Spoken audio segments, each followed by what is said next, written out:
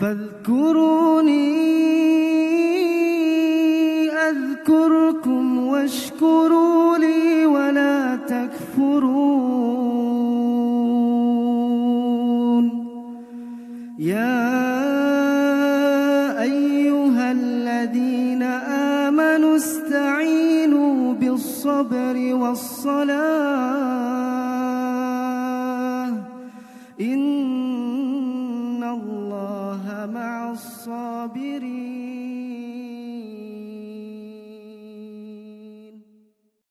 بسم الله الرحمن الرحيم. السلام عليكم ورحمة الله وبركاته. وعليكم السلام ورحمة الله وبركاته. إن الحمد لله نحمده ونستعينه ونستغفره ونعوذ بالله من شرور أنفسنا ومن سيئات أعمالنا من يهده الله فلا مضل له ومن يضلله فلا هادي له أشهد أن لا إله إلا الله وحده لا شريك له وأشهد أن محمدا عبده ورسوله لا نبي بعده. يقول الله تبارك وتعالى في محكم تنزيل يا أيها الذين آمنوا اتقوا الله وقولوا قولا سديدا يصلح لكم أعمالكم ويغفر لكم ذنوبكم ومن يطع الله ورسوله فقد فاز فوزا عظيما. يقول صلى الله عليه وسلم في الحديث الشريف اتق الله حيث كنت وأتبع السيئة الحسنة تمحوها وخالق الناس بخلق حسن. إخواني وإخوتي الأعزاء، لما نزل الله القرآن بواسطة جبريل فأصبح جبريل سيد الملائكة، ولما نزل القرآن بمحمد صلى الله عليه وسلم فأصبح سيد البشر، ولما نزل القرآن في رمضان فأصبح سيد الشهور. Ketika Allah menurunkan Al-Quran lewat perantara Jibril, perantara malaikat Jibril, karena itu tugas dia menyampaikan wahyu.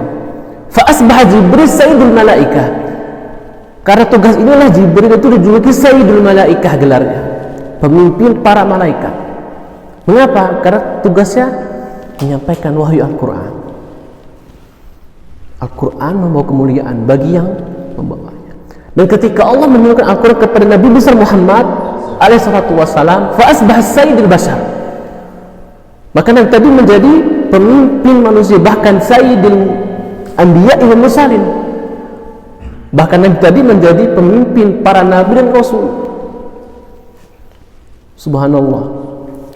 Dan ketika Allah menurunkan Al-Quran di bulan Ramadan, fa'asbah Ramadan sayyidus syuhur, ketika Allah menurunkan Al-Quran di bulan Ramadan, maka Ramadan tadi menjadi sayyidus syuhur, pemimpin para bulan-bulan yang 12.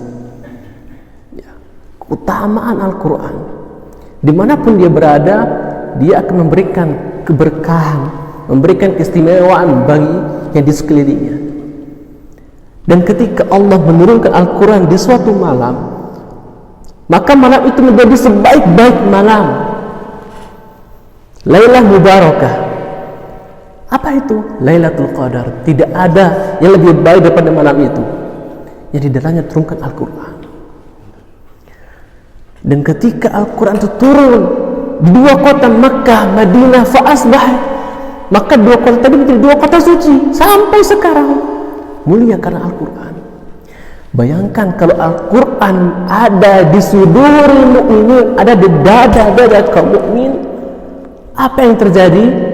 Fa'asbah khairukum man ta'allama al-Quran wa 'allamah, kata Rasulullah. Jika Al-Quran tadi sudah dipelajari oleh orang-orang mukmin, maka dia itulah sebaik-baik manusia. Ya.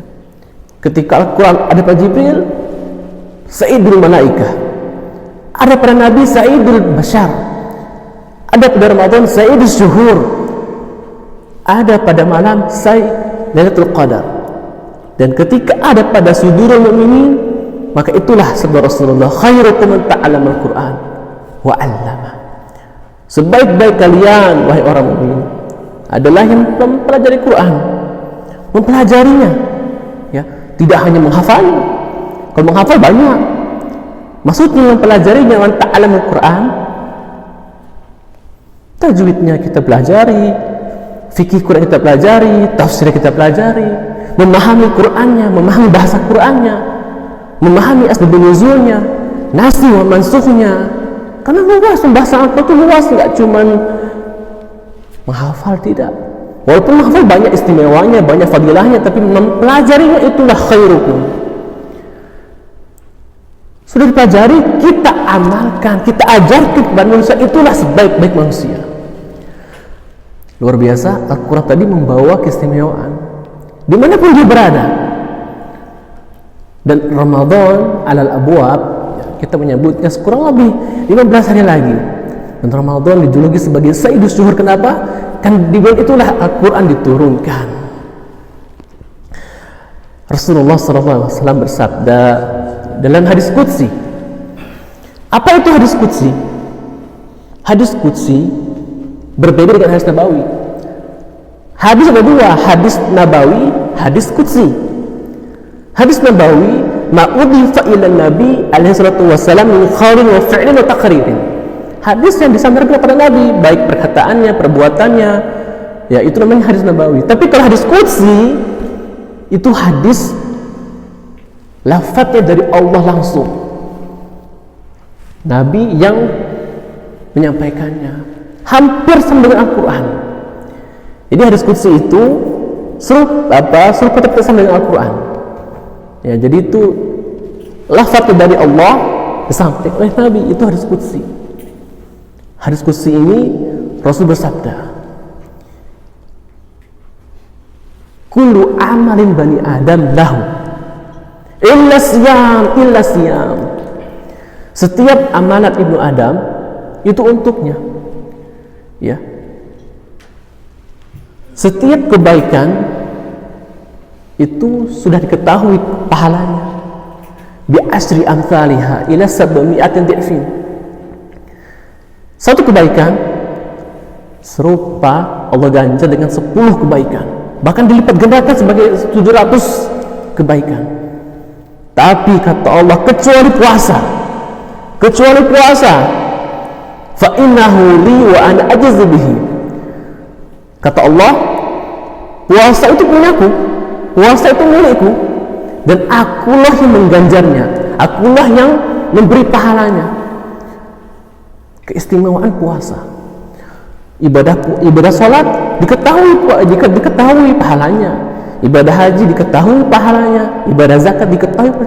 Siang tidak ada kecuali Allah yang tahu. Karena Allah mengatakan fa innahu li, ibadah puasa aku sendiri mengganjarnya. Terserah Allah mau memberi berapa, mungkin lebih dari 1000 kali lipat. Karena dalam puasa itu tidak ada riya di dalamnya.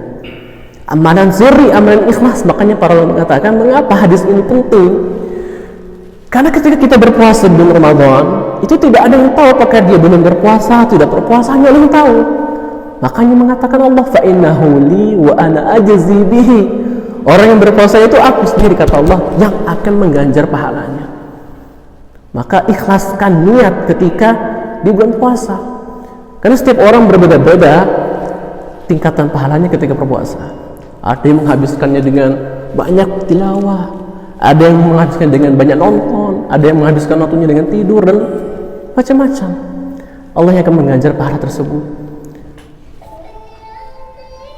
Terusan hadisnya, lis-shaim farhatani. Bagi orang berpuasa ada 2 kebahagiaan. Orang yang berpuasa ada 2 kebahagiaan. Farhatun yang pertama, kebahagiaan yang pertama adalah kebahagiaan indal fitr. Rasa bahagia ketika menjelang buka puasa. Ya, gak dipungkiri kita akan bahagia, pasti bahagia. Ketika detik-detik menjelang azan maghrib, menjelang iftar, kita bahagia rasanya. Walaupun hanya sekedar aswadan. Apa aswadan itu? Ada yang tahu?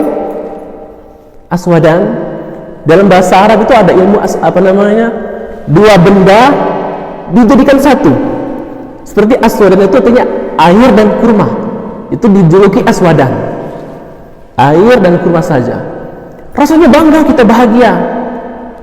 Sebab Rasul mengatakan, bahagia orang beriman ketika hendak berbuka puasa. Itulah tempat kita, kalau kita berdoa, Allah istajabahkan doa ini saat-saat sebelum berbuka puasa.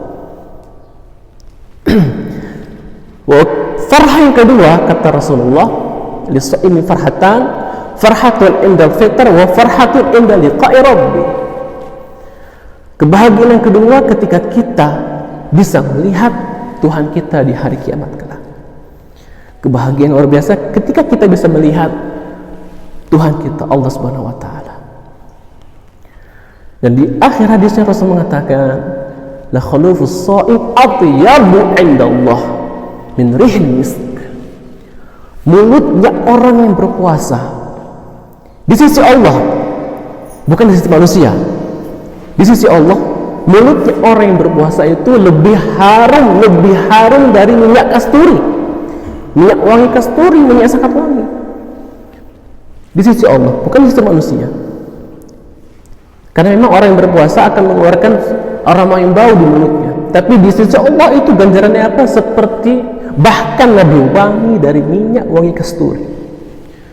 Itulah beberapa keistimewaan orang yang berpuasa.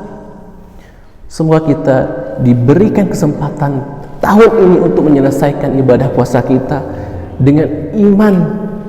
Man shoma ramadhana imanan wa ihtisaban ghufira lahu ma taqaddama min dhanbi wa fi riwayatin ukhra man qama. Ada man shoma, ada man qama.